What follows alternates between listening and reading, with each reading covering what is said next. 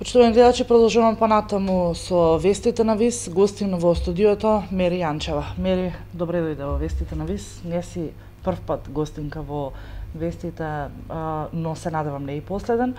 Зборуваме за Јојо фестивалот. Факт е дека Струмица полека почнува да добива бренд, односно детскиот фестивал Јојо. Што може да очекуваме годинава?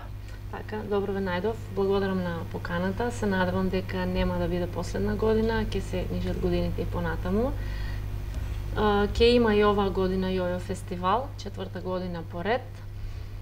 Подготовките се во тек, дечињата се избрани учесници на фестивалот, веќе се работи со менторите на ново компонирани песни, така да наскоро ќе објавиме и дата кога ќе започне фестивалот. Така, колку дечиња годинава ќе земат учество на фестивалот? Оваа година се 14 учесници.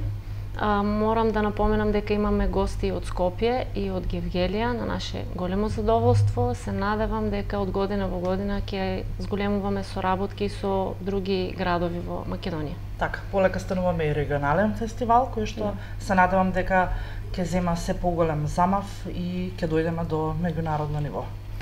Тоа е наша желба и цел на Сдруженијето да прераснеме во поголем фестивал. Упорни сме, работиме и се надевам дека ќе ја постигнеме целта.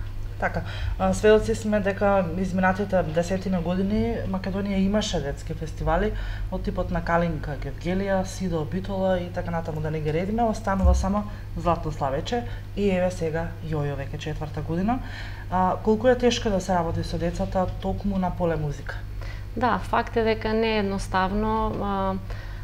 Тешки се условите за работа сега.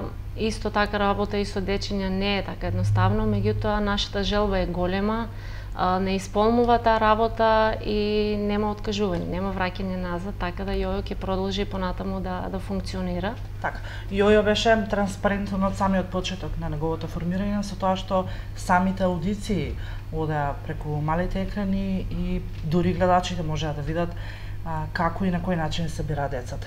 Да, и оваа година исто така имавме аудиции, ги поминавме сите основни училишта, исто така беше објавувано и полуфинале и финале, сите дечиња се гледа и можеа да бидат сведоци на тоа како се избира победникот и дали е вистински талент или не, така да си остануваме на тоа, сакаме целата јавност да знае дека Струмица има таленти и заслужува да има еден фестивал на детски песни. Така, датата не ја откриваме се уште?